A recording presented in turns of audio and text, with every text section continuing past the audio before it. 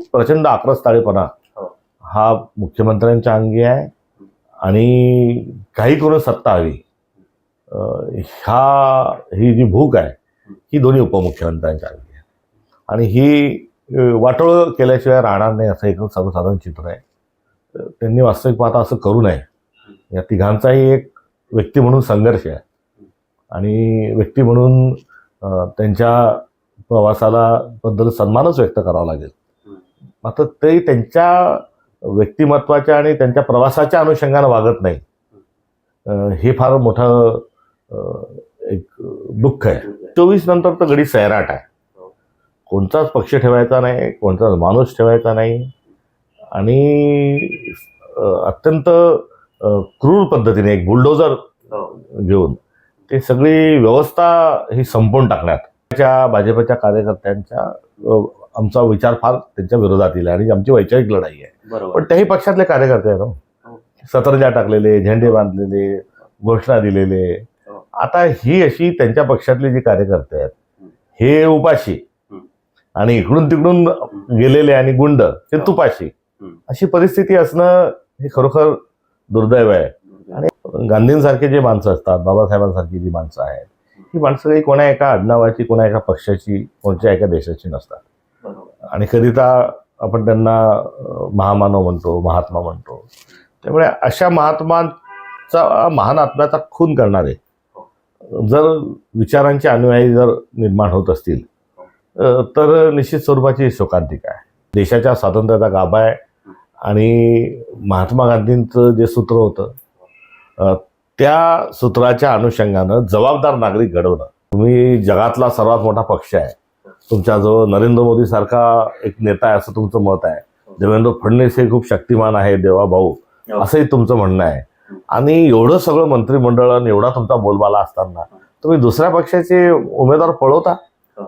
हा त्यांच्या कमजोरीचं सर्वात मोठं उदाहरण आहे. हा केवळ पैशाचा नाही आहे, तर पैशाच्या मागे गुंडागर्दी, सगळ्यांकडूनचा दबाव, सत्तेचं भय आणि यामध्ये प्रलोभन असं हे एकत्रित हे असणारं हे पॅकेज आहे.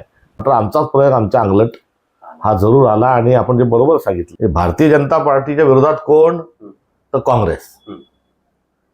संविधानातला कोण माणूस असू शकतो, तो राहुल गांधी. हे प्रमोद महाजन, विलासराव देशमुख, गोपीनाथ मुंडे ही संस्कृती ही दुर्दैवाने लोप पावत चालली आहे. नथुरामाचा विचार दूर होत चाललाय, तळागाळात रुजायला लागलाय आणि महात्मा गांधीजी, पंडित नेहरू असतील यांना खलनायक बनवलं जात आहे. नमस्कार, लयभारीमध्ये आपल्या सगळ्यांचं स्वागत. मी आलोय टिळक भवनमध्ये. टिळक भवन हे काँग्रेसचं प्रदेश कार्यालय आहे, महाराष्ट्राचं कार्यालय आहे. स्वातंत्र्य चळवळीपासून जे काही काँग्रेसच्या चळवळी झालेल्या होत्या त्यावेळी सुद्धा म्हणजे ऐतिहासिक वारसा असलेलं हे कार्यालय आहे, ही जागा आहे, ही वास्तू आहे. आणि मी काँग्रेसचे प्रदेशाध्यक्ष हर्षवर्धन सपकाळ साहेब यांना भेटायला आलेलो आहे. सध्या इलेक्शन चालू आहे, त्या अनुषंगाने मी भेटायला आलेलो आहे, त्यांच्यासोबत संवाद साधणार आहे. तर पहिल्यांदा मी सपकाळ साहेब तुमचं लयभारीमध्ये स्वागत आहे. नमस्कार सर. आपण बघतोय गेले काही वर्ष म्हणजे 2014 नंतर की जे विरोधी पक्षातले नेते आहेत त्यांच्या मागे ईडी लावायची, सीबीआय लावायची, इन्कम टॅक्स लावायच्या, लचंड लावायचं आणि त्या लोकांना भाजपमध्ये घ्यायचं आणि मग त्यानंतर त्यांना पवित्र करायचं. तर असले अनेक घाणेरडे प्रकार सुरू आहेत भाजपच्या कृपेने. आणि आता पहिल्यांदाच आपल्याला एक नवीन त्यांनी प्रकार आणलाय की खरेदी विक्री संघ तयार केलेला आहे. उमेदवारच खरेदी केले जात आहेत, विकले जात आहेत. तर म्हणजे हा धक्कादायक आहे, लोकांसाठीही धक्कादायक आहे, मतदारांसाठीही धक्कादायक आहे. तर ह्याच्यावर तुम्ही काय सांगाल? मुख्यमंत्र्यांच्या संदर्भात जर खरेदी विक्री संघाचे अध्यक्ष असं जर विश्लेषण लावावं लागत असेल आणि याच्या जोडीला त्यांना दरिंदा, जल्लाद, गजनी म्हणावं असं वाटत असेल तर हे अख्ख्या महाराष्ट्राचं एक दुःख आहे. आमचेही ते मुख्यमंत्री आहेत, मात्र त्यांच्या बोलण्यात सभ्यता किंवा लोकशाहीची प्रक्रियेमध्ये जी खेळाडू वृत्ती पाहिजे त्याचा फार अभाव आहे. आणि प्रचंड अहंकारामध्ये सत्ता पिपासू ही भूमिका घेऊन आज रोजी स्वतः व्यक्तिशः मुख्यमंत्री देवेंद्र फडणवीस आणि त्यांचे 2 सहयोगी पक्ष जे चाललेत हे सभ्यतेला, संस्कृतीला आणि आपला जो वारसा आहे त्याला अशोभनीय आहे. निवडणुका या होऊ द्यात, कार्यकर्त्यांना लढू द्यात. लढत असताना सभ्यता सर्वांना बाळगायला आपण सांगितली पाहिजे. निवडणुकीच्या दुसऱ्या दिवशी हातात हात घालून सगळेजण गुण्यागोविंदाने राहिले पाहिजे. मात्र इतकी धार या सगळ्या निवडणुकीला यांनी दिली नाहक की आतापर्यंत 2 खून हे या निवडणुकीच्या प्रक्रियेमध्ये झाले आहेत. एक झाला आहे सोलापूरला, तर दुसरा खोपोली या ठिकाणी. आणि आता काय वेळ लोक एकमेकांच्या जीवावर लोक उठले. ही जे कोंबडे लढवायची जी एक पद्धत ही सत्ताधीरांनी जी सुरू केली आहे ही अत्यंत दुःखद आहे. आणि यामध्ये हा केवळ खरेदी विक्री संघाचा अध्यक्ष म्हणूनच नव्हे तर आकाच्याही भूमिकेमध्ये आता ही कळत नकळत हे वावरायला लागलेले आहेत. ही आमची तक्रार पण आहे आणि दुसऱ्या बाजूलाही वस्तुस्थिती पण आहे. सर, खरेदी विक्री संघामध्ये 2 घटक असतात. एक खरेदी करणारे असतात आणि दुसरे लिहून विक्री देणार, करणारे असतात. लिहून देणार, लिहून घेणार. हा, तसं तर, ते खरेदी करतायत, परंतु जे विकतायत ते विकण्याच्या भूमिकेमध्ये आपणच आहोत. म्हणजे काँग्रेस पक्ष आहे, शिवसेना आहे, आता वंचित बी आहे तुमच्यासोबत. तर तुम्ही हे काळजी घेतली नाही का की बाबा हे भाजपवाले काही करू शकतात आणि आपली लोक स्वतःला बाजारात विकू शकतात, तर ते लायकीची लोक निवडण्याची तुम्ही काळजी नाही का नाही, घेतली? हे जे आपण 70 जागा ज्या बघाल त्यामध्ये मी आता फक्त केवळ काँग्रेसची भूमिका मानतोय असं नाही. मी एक लोकशाहीच्या मार्गातूनच या प्रश्नाकडे बघतो. याच्यात सुदैवाने आमचे लोक नाहीत, मात्र ते काही दैव मला गोंजारत बसायचं नाही. हा ट्रॅप आहे बरोबर. आणि या ट्रॅपमध्ये ज्या गोष्टी सगळीकडून लावल्या जातात हा केवळ पैशाचा नाही आहे. तर पैशाच्या मागे गुंडागर्दी, सगळ्यांकडूनचा दबाव, सत्तेचं भय आणि यामध्ये प्रलोभन असं हे एकत्रित असणारं हे पॅकेज आहे. त्यामुळे खरेदी करणारा करतोय पण विकणाऱ्या माणसाला अक्कल नाही का, त्याला समजत नाही का. बरोबर. ती समज जी आहे ही आपली विकसित करण्यामधलं आपलं हे अपयश आहे आणि या समजला बधीर करण्याचं काम भारतीय जनता पक्षाने केलंय. सर, मी काल पनवेलला जाऊन आलो आणि म्हणजे फार भयानक या खरेदी विक्रीतले अनेक नमुने मला बघायला मिळाले. मी तुम्हाला तुमच्याशी शेअर करतो, कदाचित तुम्हाला माहिती नसतील. तुम्ही एका पत्रकाराला तिकीट दिले होते, एका महिला पत्रकाराला तुमच्या पक्षाने. म्हणजे खरं तर चांगली गोष्ट आहे. एक तर पत्रकारांना तुम्ही तिकीट दिलं ही चांगली गोष्ट आहे, पण लाजिरवाणी गोष्ट ही आहे की त्या महिला पत्रकाराने उमेदवारी अर्ज मागे घेतला आणि ते सगळं व्हिडिओ आहे माझ्याकडे. ते तोंड बांधून भाजप गुजरातवरून गाडी आली, त्या गाडीमध्ये बसली आणि निघून गेली. आणि दुसऱ्या दिवशी सावित्रीबाई फुलेंची जयंती होती, तिथं तिने ट्विट केलंय. तर हा कुठला प्रकार? म्हणजे तुम्ही नवीन लोकांना राजकारणात संधी द्या, ही एक भूमिका काँग्रेस पक्षाने स्वीकारली आहे. की एकीकडे पारंपरिक आणि मोठे संसाधन असणारे अशा स्वरूपाच्या लोकांना जरूर तिकीट द्या, मात्र त्यासोबत पत्रकारिता, स्पोर्ट्समध्ये असतील, विशेष करून महिला असतील, वेगवेगळ्या सामाजिक घटकातले लोक असतील, यांना सामावून घ्या अशी एक भूमिका सध्या पक्षाने स्वीकारली आहे. आणि ती भूमिका स्वीकारत असताना प्रथमदर्शनी चांगलं सादरीकरण किंवा त्या गणितात सगळ्या बसून येणं असं आमचा समज झाला. तो समज हा त्यांनी निश्चित करायला पाहिजे होता, त्यांनी त्याला सार्थ ठरवायला पाहिजे होतं, मात्र तो गैरसमज हा साबित झाला. त्यामुळे आपण सांगितलं की पत्रकार आहे, थोडं सामाजिक आहे, बोलण्याची शिवशाहू फुले आंबेडकर, संविधान, लोकशाही, भाजपच्या विरोधात अशा करणाऱ्या लोकांना आम्ही प्रमोट कसं करू शकतो, त्यांना तिकीट देऊन निवडणुकीच्या प्रक्रियेत या अशा अर्थाने केलेला आमचा तो प्रयोग होता. मात्र आमचाच प्रयोग आमच्या अंगलट हा जरूर आला. आणि आपण जे बरोबर सांगितलं, पौष पौर्णिमा हा जिजामातांचा जन्मोत्सव म्हणजे जन्मदिवस आणि 3 तारीख हा सावित्रीबाईंचा, आणि त्याच दिवशी हा एक प्रयोग अयशस्वी व्हावा आणि या पद्धतीने व्हावा ही एक शोकांतिका आहे. तो एकीकडे कुठे ना कुठे आमचा जरी एक पराभव असला तर तो एक वैचारिक वारसाच्या अनुषंगानं देखील पराभव आहे, तो मान्य करतो. मात्र जर नवीन लोकांना आणायचं आहे तर असे काही अपघात होणारच आहेत. हा अपघात आहे का घातपात आहे का भय आहे का लालूच आहे यामध्ये मी जाणार नाही. आता शेवटी महानगरांमध्ये आपण ग्रामीण भागाचा जेव्हा विचार करतो तेव्हा तुलनेने अधिक अभ्यास असतो. तुलनेने देत असताना त्या माणसाला परखण्याचे वेगवेगळे मापदंड असतात, त्याचे कंगोरे अनेक असतात. शहरी भागातला निर्णय घेत असताना तेवढा सगळा आशय आमच्याजवळ नसतो आणि त्यातून अशा गोष्टी ज्या घडतात आहेत यातून आम्ही थांबणार नाही. राजकारणात नवीन लोकांना आणण्याची जो आमचा निर्धार आहे तो आम्ही पुढे नेऊ. वाईट चांगले सगळेच अनुभव येतात.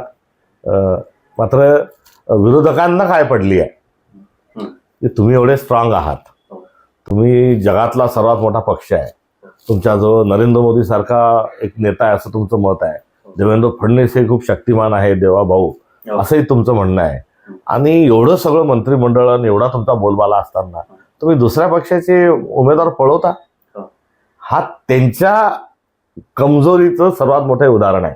एकीकडे आम्ही कमी पडलो हे जरी खरं असलं ते दुसरीकडे विरोधक जो आहे तो या स्तराचा आहे आणि त्याला उमेदवार विरोधकात जे पळवतोय हा देखील त्याच्यातला जो दुसरा भाग आहे हाही मी आपल्या निदर्शनास आणून देऊ इच्छितो.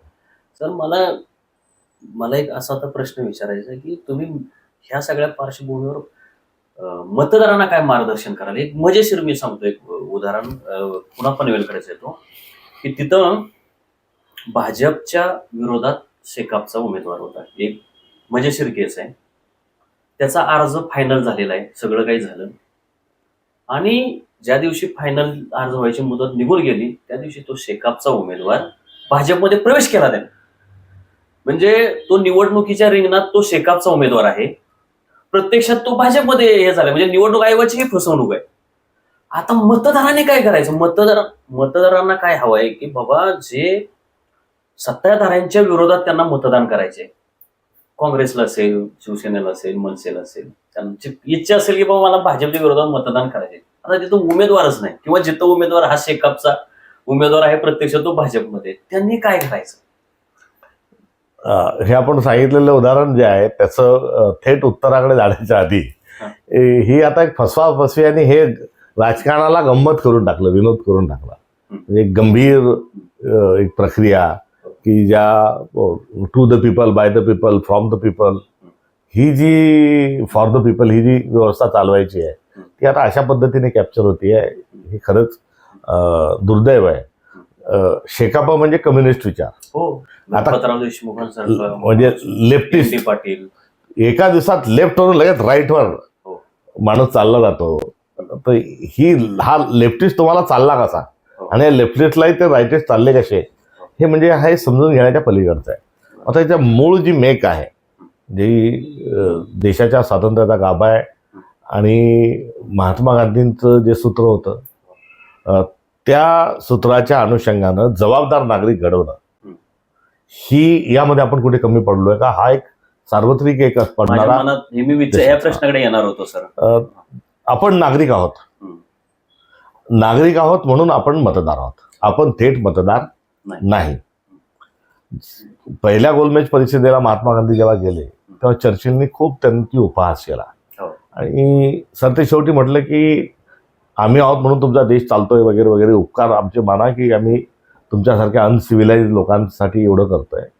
आमचं एवढं मोठं साम्राज्य आहे ब्रिटिशचं की तिचा सूर्य मावळत नाही, मात्र आमची मालकीन ठरलेली, आमच्या राज्याचा मालक आमची क्वीन जी आहे ती मालकीन आहे. तुमच्या देशाचा मालक कोण राहील? सोनिया गांधींनी, पंजाबच्या गांधींनी चष्मा वर केला, डोळ्यात डोळे घातले चर्चिलच्या आणि सांगितलं की आमदार आमचा मालक राहणार नाही, खासदार राहणार नाही, मंत्री राहणार नाही, मुख्यमंत्री राहणार नाही, प्रधानमंत्री राहणार नाही, आमच्या देशाचा सर्वसामान्य माणूस हा आमच्या देशाचा मालक राहील. आणि स्वातंत्र्यानंतरच्या काळात आपल्या संविधानाने त्या सर्वसामान्य माणसाला one man one vote one value या सूत्राखाली गरीबातल्या गरीबाच्या मताचा अधिकार आणि श्रीमंतातल्या श्रीमंताचा अधिकार हा एकसारखा ठेवून प्रतिनिधी निवडायचा, प्रातिनिधिक लोकशाही बरोबर. रिप्रेझेंटेटिव्ह डेमोक्रेसी आपण स्वीकारली. कारण पार्टिसिपेटरी डेमोक्रेसी जी आहे ती तर वेगळी आहे, पण पार्टिसिपेटरी होऊ शकत नाही. एवढ्या मोठ्या देशाची ग्रामसभा, एवढ्या मोठ्या महाराष्ट्राची, म्हणून एक प्रतिनिधी, आपला प्रतिनिधी पाठवायचा, ही आपण प्रक्रिया स्वीकारली. आणि आता तो नागरिक आहे म्हणून तो मतदार आहे. मात्र आता नागरिकत्व आपण गहाण ठेवलंय, आपण नागरिकत्व विसरलंय आणि फक्त मतदार म्हणून आपण आता मतांच्या बाजारामध्ये उभे आहोत. एक असेल तर त्याच्या मताची किंमत एवढी, 10 असतील तर तेवढी, जर 1000 असेल तर तेवढी, मग काही मक्तेदार आहेत त्यांची अधिक ही. तर आपण विक्री करता आपण उपलब्ध आहोत. आणि हे सौदागर जे आहेत, हे निवडणुकीत राहणारे उमेदवार हे आपला सौदा करण्याकरता हे येत आहेत. हे विदारक एक चित्र आहे, तर वर्णन करताना मला खूप प्रचंड दुःख आहे. मात्र आपण मतदार न राहता आपण नागरिक म्हणून या देशाच्या व्यवस्थेकडे पाहिलं पाहिजे. पुढाऱ्यांच्या राजकीय पक्ष असतील किंवा त्यांच्याच सर्व दोष आहेत असं म्हणून आपल्या देशाला आता स्वातंत्र्याच्या अमृत महोत्सवानंतर आपल्याला मोकळं होता येणार नाही. नागरिक म्हणून माझी जबाबदारी काय, ही जबाबदारी ठेवून आता पुढाऱ्यांनाही धडा शिकवण्याचं, राजकीय पक्षांनाही धडा शिकवण्याचं काम हे आता देशातील नागरिकांना करावं लागेल. तर एवढ्या मोठ्या प्रमाणावर पैसा, तो पैसा काय करतोय, आता देवेंद्र फडणवीस सध्या जे वगनाट्य त्यांनी जे घेतलेलं आहे ते घेतलेलं आहे, पैसा फेक तमाशा देख. बरोबर. आणि दुसरं जे आता नाट्य वग रंगवतात आहे तो आहे बाप बडा ना भैया सबसे बडा रुपया. अच्छा. आणि या दोन तमाशांमध्ये आता अशा विकेट ह्या आपल्याला गेलेल्या दिसल्या आहेत. ह्या विकेट जाण्याची संख्या आहे, आता कधीच नव्हती एवढी आहे. परंतु हे सर्व सुरू असतानाही भाजपच्या विरोधात लढणाऱ्यांची संख्या कितीतरी जास्त आहे. त्यामुळे अशी पण उदाहरणं आहेत की पैसे घेऊन गेले, आणि आमचे ठाण्याचे उमेदवार आहेत, पैसे घेऊन गेले, आमिष दाखवले, घरात त्या बॅग बेग सगळ्या ठेवल्या, हे म्हणा त्या म्हणाल नाही म्हणजे नाही, आम्हाला लढायचं आहे, आम्ही पडो काही हो आम्हाला माहीत नाही, पक्षाने आम्हाला तिकीट दिलंय, आम्ही भाजपच्या विरोधात आहे, आम्ही लढणार आहोत. तर असे देखील उदाहरणं आहेत. त्यामुळे संपूर्ण निराश होण्याची काही गरज नाही. लढणार आजही आहे. मात्र एकंदरीत प्रश्न मोठ्या व्यवस्थेवर आपल्या निर्माण झाला आहे, आणि या प्रश्नाचं उत्तर कोणत्या एका राजकीय पक्षाला देता येणार नाही. याचं उत्तर नागरिकांनी शोधलं पाहिजे. हे काँग्रेसचा प्रदेश अध्यक्ष या नात्यानं माझं विनम्र स्वरूपाचं आव्हान आहे. सर, तुम्ही बोललात की ते हे जे प्रकार आहे, हे जे सगळे प्रकार आहेत तुम्ही गांभीर्याने घ्याल. महत्वाचा मुद्दा असा आहे की तिथले जे पदाधिकारी असतील, शहराध्यक्ष असेल किंवा कुणी, आणि विशेषतः ठाणे आणि पनवेलमध्ये म्हणजे मला जे बघायला मिळालं, त्यांच्यावर तुम्ही काय अशी कारवाई वगैरे करणार का, किंवा त्यांना काय किमान विचारणा तरी झाली पाहिजे त्यांच्याकडे? नाही, या संदर्भामध्ये विचारणा आधीच करण्यात आलेली आहे. ओके. त्या ठिकाणी हे आपण उमेदवार का दिला, कसा दिलाय, का गेले, कोणाची शिफारस होती, अशा स्वरूपामध्ये आम्ही जरूर सूचना दिलेल्या आहेत. ज्या ठिकाणी आमचा पक्ष तुलनेने थोडा निवडणुकीच्या याच्यात संख्याबळ आमचं कमी असेल तिथे अशा समस्या जास्ती आहेत.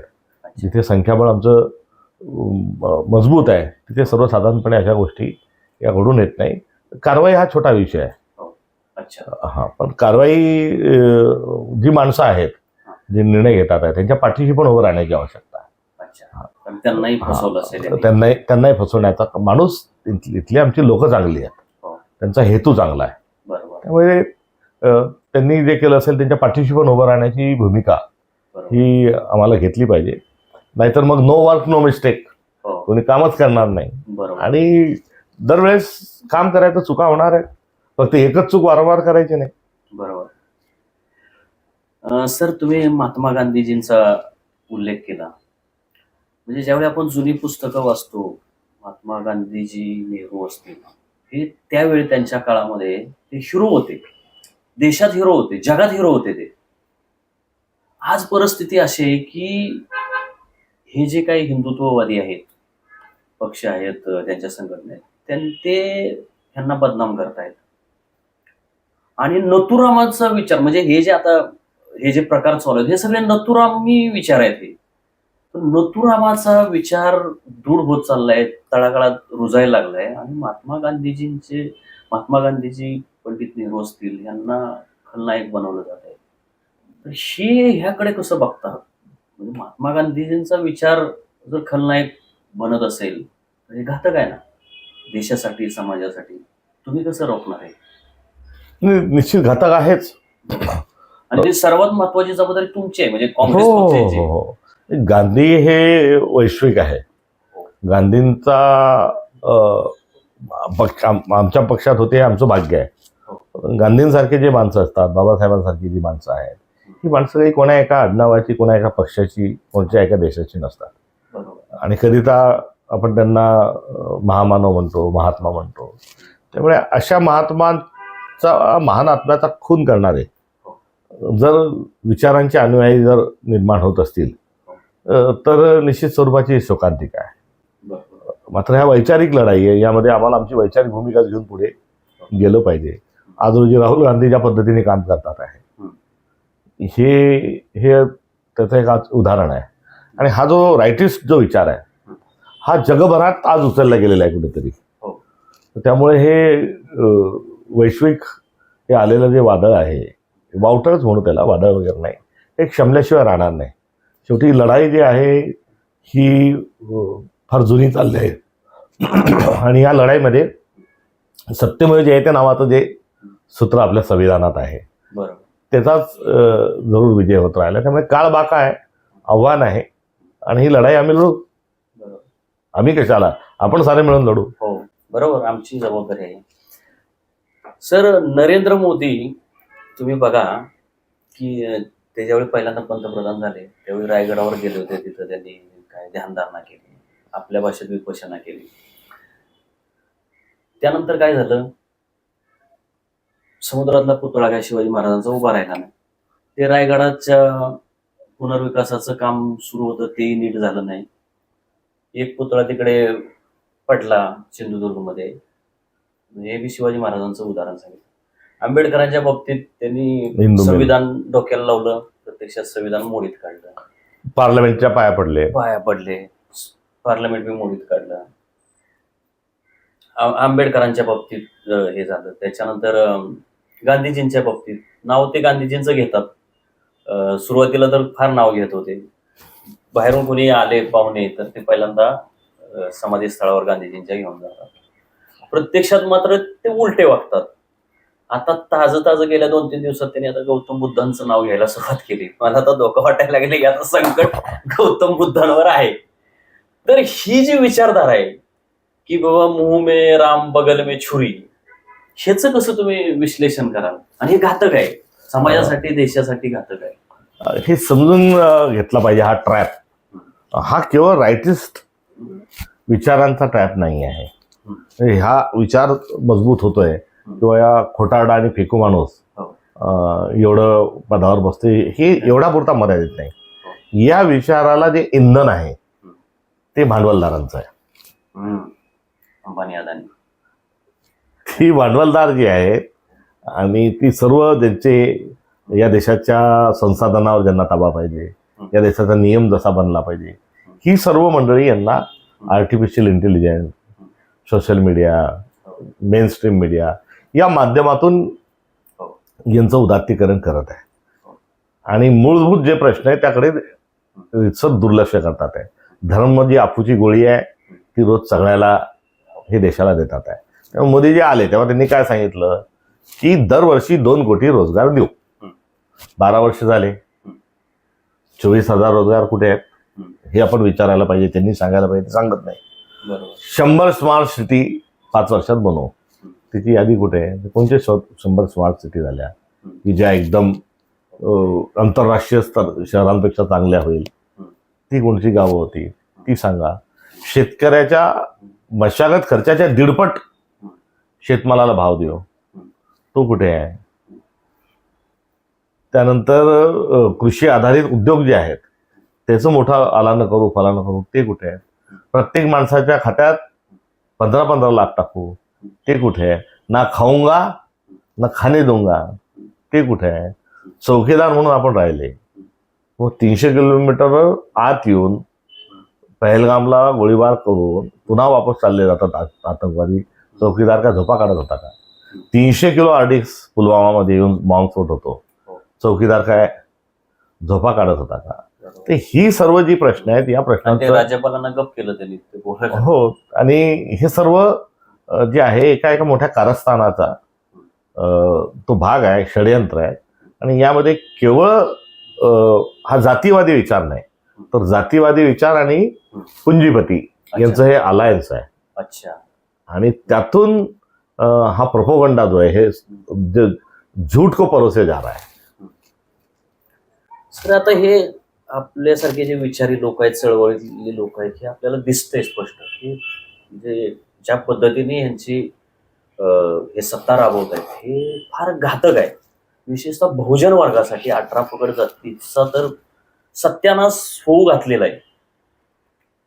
हे कसं रोखणार कसं म्हणजे हे लढायचं पण लढाई तरी कुठे होते साहेब? नाही मला नाही सांगा, म्हणजे बरं झालं तुम्ही बोलला लढायचे.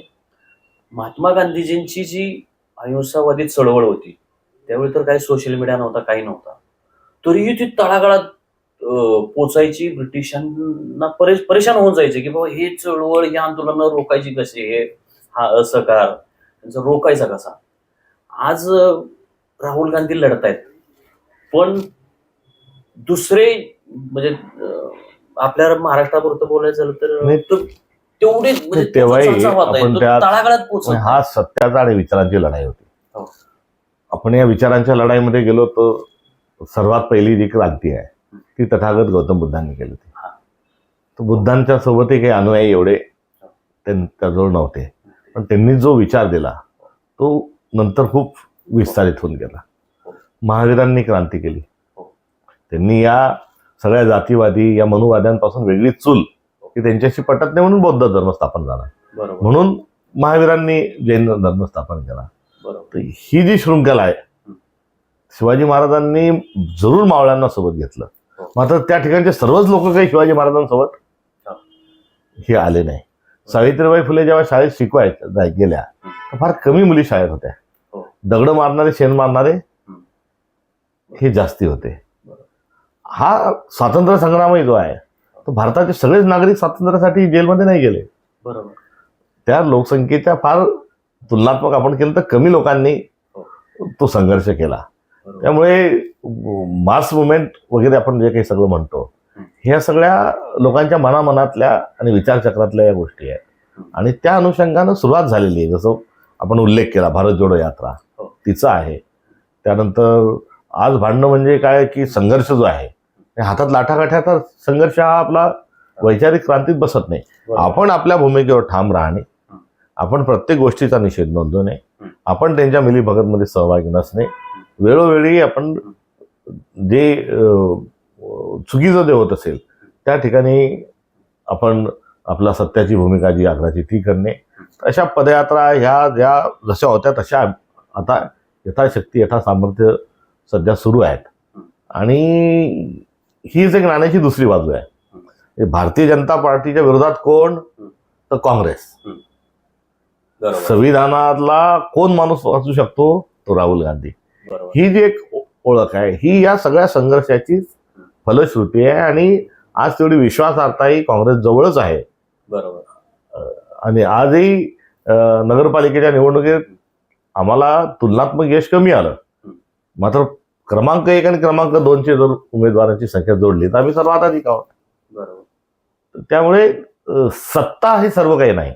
बरोबर. आमचा या विचारांच्या विरोधात आम्ही आहोत आणि ही लढाई मतांच्याच पेटीतून लढावी लागणार आहे. बरोबर. आता मतांची पेटी पण हॅक केलेली आहे. मग तुम्ही काय कराल? या प्रश्नांची सर्व प्रश्नांची उत्तरं काही ही भगतसिंगांजवळही नव्हती, महात्मा गांधींजवळही नव्हती, नेहरूंजवळही नव्हती. संविधान लिहिलं त्या बाबासाहेबांनाही त्यांचा बीबीएसचा इंटरव्ह्यू वाचला, ऐकला, तर त्यांनी त्यांच्याजवळ याची उत्तरं नसल्याचं त्या इंटरव्ह्यूमधून आपल्याला कुठेतरी झळीत होतं. त्यामुळे आपलं काम आहे ह्या सगळ्यांच्या वाट्यावरून चालायचं, ते आपण पुढे चालत राहू. शेवटी संविधानिक स्वरूपामध्ये आपल्याला पुढे जायचं आहे. हे जर करू शकलो नाही, काँग्रेस जर करू शकली नाही, तर काय होणार आहे? तर श्रीलंका होणार आहे, नेपाळ होणार आहे, बांगलादेश होणार आहे. अराजकतेकडे जाऊ नये ही या निमित्ताने कुठेतरी कळकळ आहे. सर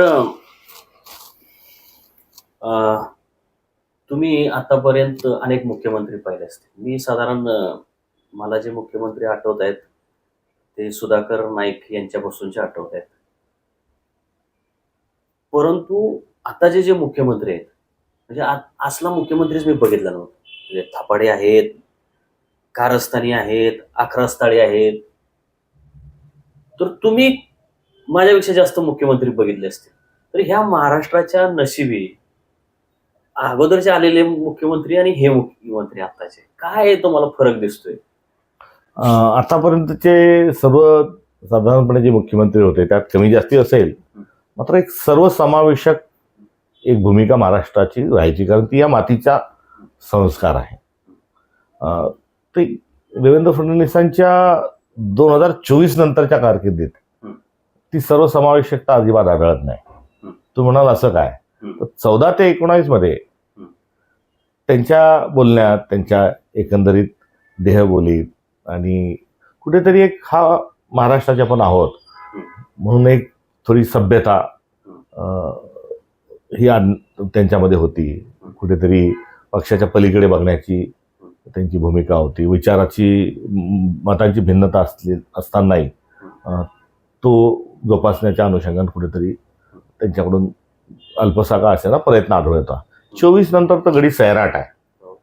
कोणताच पक्ष ठेवायचा नाही, कोणताच माणूस ठेवायचा नाही आणि अत्यंत क्रूर पद्धतीने एक बुलडोजर घेऊन ते सगळी व्यवस्था ही संपवून टाकण्यात ते निघालेले, अगदी गडचिरोलीपासून तर इकडे सिंधुदुर्गच्या समुद्रापर्यंत. हा एक त्यांच्यातला फार या काळातला एक मोठा एक उणीव म्हणणार नाही, दोषही म्हणता येणार नाही.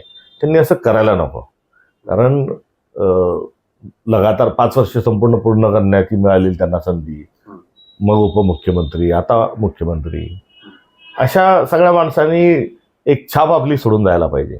बरोबर. आज त्यांच्यामध्ये शिक्षण झालेलं आहे, ते वकील शिक्षण आहे, बौद्धिक क्षमता त्यांची आहे, हुशार आहेत. त्यांना कम्फर्ट पक्षाकडूनही त्यांना ठेवले, त्यांनी त्यांचे विरोधकही संपवून टाकलेले आहेत.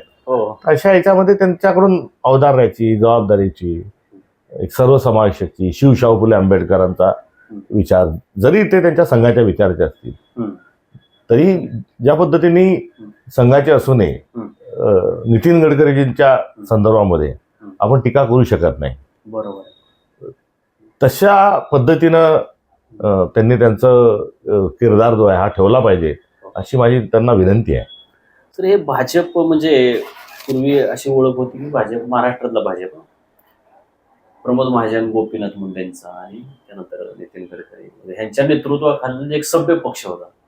ते प्रमोद महाजन आणि गोपीनाथ मुंडे त्यांचे विचार राहिलेत का? गोपीनाथ मुंडेंशी जोडून एक हे विचारतो की विलासराव देशमुख आणि गोपीनाथ मुंडेंची मैत्री होती, म्हणजे दोन्ही पक्षाचे प्रमुख होते, दोघे आपापलं काम करायचे. तर हे प्रमोद महाजन, विलासराव देशमुख, गोपीनाथ मुंडे ही संस्कृती ही दुर्दैवाने लोप पावत चालली आहे. आणि मी जसा उल्लेख केला की 2 नगरसेवक म्हणजे नगरसेवकां बनण्याकरता 2 खून झालेले आहेत.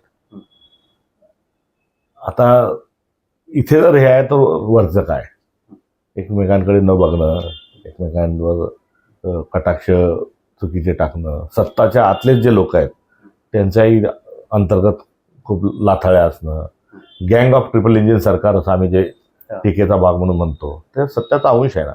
शेवटी यातून निघणार काय? आपण पुढच्या पिढीला कोणता महाराष्ट्र देऊन जाणार आहोत? आपण जो शब्द मगाशी वापरला, खूप प्रचंड आक्रस्ताळेपणा हा मुख्यमंत्र्यांच्या अंगी आहे आणि काही करून सत्ता हवी, ही जी भूक आहे ही दोन्ही उपमुख्यमंत्र्यांच्या अंगी आहे. आणि ही वाटोळं केल्याशिवाय राहणार नाही असं एक सर्वसाधारण चित्र आहे. त्यांनी वास्तविक पाहता असं करू नये. या तिघांचाही एक व्यक्ती म्हणून संघर्ष आहे आणि व्यक्ती म्हणून त्यांच्या प्रवासाला बद्दल सन्मानच व्यक्त करावा लागेल.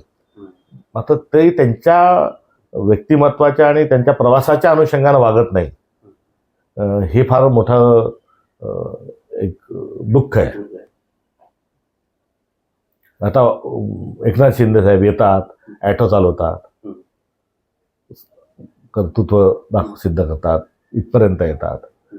त्याची जमेची बाजू आहेच. बरोबर. अजितदादा एक चांगले प्रशासक आहेत. शरद पवार साहेबांचा वारसा घेऊन आले. बरोबर. काम करण्याची प्रचंड क्षमता आहे. हं. आता भलतेच धंदे सुरू झाले आहेत. म्हणजे हे बरोबर. अशी माणसं शेवटी महाराष्ट्राने दिलेली माणसं आहेत. हीच माणसं जर व्यवस्थित वागली नाही हं. तर महाराष्ट्राचे वासे फिरल्याशिवाय राहणार नाही. महाराष्ट्र हे- धर्मच पाळत नाही. ही बरोबर आहे. तर ही तक्रार आहे त्यांच्याप्रती. तुम्ही आता या तिघांचा विषय काढलाय, तर आता हे तिघांचे पक्ष महाराष्ट्रामध्ये वेगवेगळ्या ठिकाणी कुठं एकत्र लढतायत, कुठं वेगळे लढतायत, तेच एकमेकांवर आरोप करतायत. कसं या तिघाडीबद्दल नाही, हे तुम्ही बघताय? राजकीय पक्षाच्या मुळाशी विचार असतो. विचारातून संघटन, संघटनेतून सत्ता. सत्ता मिळाल्यानंतर संघटने मजबूत करा आणि जो विचार आहे त्या विचाराच्या दिशेने आपण वाटचाल करा. हे हे एक चित्र राजकीय पक्षांचं एक चक्र असतं. यांच्याजवळ काही विचार नाही, संघटन नाही. यांचा फक्त सत्ता, सत्ता आणि सत्ता. हे सत्तेसाठी एकत्र आलेले माणसं आहेत. त्यामुळे हे सत्ताच त्यांचा एकंदरीत एकमेव अजेंडा असल्यामुळे हे दिशाहीन आहेत. नंबर 1. नंबर 2, यांनी आता नुरा कुस्ती चालू केलेली आहे. मी रडायचं सोंग करतो, तू मारायचं सोंग कर.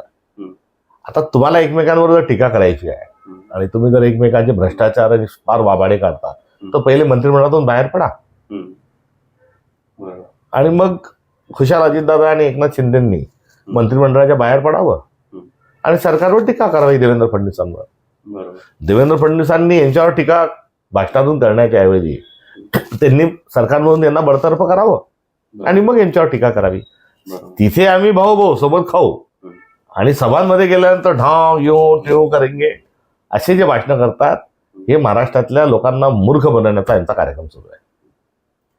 सर, मी एक मजेशीर अनुभवाने प्रश्न विचारतो या अनुषंगाने. एक RSSचा कार्यकर्ता होता. ह्या निवडणुका जाहीर व्हायच्या अगोदर उमेदवारी अर्ज भरण्याची प्रक्रिया सुरू होती त्यावेळी त्याने त्याचा बायोडाटा तयार केला होता की मी RSS मध्ये आहे, भाजपमध्ये आहे, इथल्याच परिसरातला आहे, दादरमधला, की मी झोपडपट्टी निर्मूलनामध्ये काय काम केलं. अतिशय आकर्षक त्याचा बायोडाटा होता. तर मी त्याला असं बोललो, म्हणजे लेखी टाईप करून पाठवलं. अहो म्हटलं, हा बायोडाटा तुमच्या पक्षाच्या धोरणात न बसणार आहे. तुम्ही असा बायोडाटा तयार करून पाठवा की तुमच्यावर किती गुन्हे दाखल आहेत, तुम्ही किती घोटाळे केलेत, तुम्ही काही बलात्कार वगैरे केलाय का, हे जर सगळं तुम्ही केलेलं असेल तर ते तयार करा व्यवस्थित. आणि कुठं राष्ट्रवादीत वगैरे काय छोटं मोठं राष्ट्रवादी असेल, काँग्रेस असेल, पूर्वी काय काम केलेलं आहे ते बी नमूद करा. ही जी काय सगळं, म्हणजे ज्याला आपण पाप म्हणतो, घाणेरडे विचार म्हणतो, ते तुम्ही चांगल्या अर्थाने त्याच्यात लिहा आणि ते बायोडाटा तुम्ही देवेंद्र फडणवीसांना पाठवा. तुम्हाला लगेच तिकीट मिळेल. तरी म्हणजे खरं वस्तुस्थिती तसंच आहे ना हे. असं शेवटी मी पूर्ण शिवशाहू फुले आंबेडकर या विचारसरणीचा संविधानवादी आहे. संघाच्या भाजपच्या कार्यकर्त्यांच्या आमचा विचार फार त्यांच्या विरोधातील आहे आणि आमची वैचारिक लढाई आहे. पण त्याही पक्षातले कार्यकर्ते आहेत ना, सतरंजा टाकलेले, झेंडे बांधलेले, घोषणा दिलेले. आता ही अशी त्यांच्या पक्षातले जे कार्यकर्ते आहेत हे उपाशी आणि इकडून तिकडून गेलेले आणि गुंड ते तुपाशी, अशी परिस्थिती असणं हे खरोखर दुर्दैव आहे. आणि एक कार्यकर्ता जर आला तर त्याच्या वागण्याला एक वैचारिक भूमिका असते. मात्र गुन्हेगार आला किंवा एखादा भांडवलदार आला तर त्याच्या वागण्याला वेगळी भूमिका असते. उद्या सत्तेत त्यांची सत्ता गेली, आमची सत्ता आली, हे सगळे एका मिनिटात त्यांना सोडतील, आमच्याकडे येतील. तो कार्यकर्ता त्यांच्या पक्षातला हलणार नाही. सर, मी एक गंमत सांगतो. सुनील राऊत साहेबांची मी मुलाखत घेतली आणि असेच तीक्ष्ण प्रश्न विचारलेले होते भाजपविषयी. मी त्यांनी तसे उत्तरं दिलेली होती. त्यानंतर मला भाजपचा नाही RSSचा विचारधारेचा कट्टर कार्यकर्त्याचा जो माझा जुना मित्र आहे 20-25 वर्षापासून, त्याचा मला फोन आला की ते त्यावेळी ABVP मध्ये वगैरे ते लढलेला होता. तो म्हणे की मुलाखत फार छान आहे, तुम्ही प्रश्नही बरोबर विचारलेले आहेत आणि हे आमचं दुःख आहे. त्यांना मी विचारलं, अहो त्यावेळी तुम्ही लोक मैदानात लढायचा, शैक्षणिक चळवळी तुम्ही राबवायचा, आज तुम्ही कुठेच नाही. तर म्हटलं, म्हणजे त्या लोकांनी खंत व्यक्त केली. सर, मुंबईमध्ये तुम्ही शिवसेनेसोबत नाही, तुम्ही महाविकास आघाडीमध्ये आहे, तर तुम्हाला असं का वाटलं की इथं निवडणूक वेगवेगळी लढवावी? आम्ही संपूर्ण महाराष्ट्रभरात एक भूमिका एक धोरण ठेवलंय की स्थानिक नेतृत्व, स्थानिक आमची जिल्हा काँग्रेस कमिटी, स्थानिक कार्यकर्ते यांनी त्या जिल्ह्यात युती आघाडीची भूमिका घ्यायची बरं. आणि इंडिया अलायन्सच्या लोकांसोबत किंवा समविचारांसोबत आघाडी करायची. बरं. तर त्या अनुषंगानं आमचं महाराष्ट्रभरातलं धोरण नगरपालिकेत आम्ही तेच राबवलं.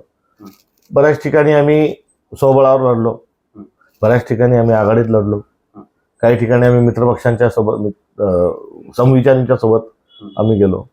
मुंबईच्या संदर्भामध्ये कार्यकर्त्यांची आणि नेत्यांची इच्छा इथे स्वबळावर जाण्याची होती, कारण आघाड्यांमध्ये जागा कमी मिळतात. त्यामुळे त्याच्या अनुषंगानं मुंबईत आघाडी झाली नाही. पण मुंबईत आघाडी झाली नाही, मात्र महाराष्ट्रात अनेक ठिकाणी आम्ही सोबत लढत आहोत. पुण्यात आम्ही सोबत लढत आहोत, अजून वेगवेगळ्या शहरांमध्ये आम्ही सोबत लढत आहोत. त्यामुळे असं त्यांच्याशी त्यांना सोडून दिलं किंवा काय नाराजी असा कुठलाही त्यामध्ये भाग नाही. शेवटचा प्रश्न विचारतो ह्याच मुद्द्याच्या अनुषंगाने.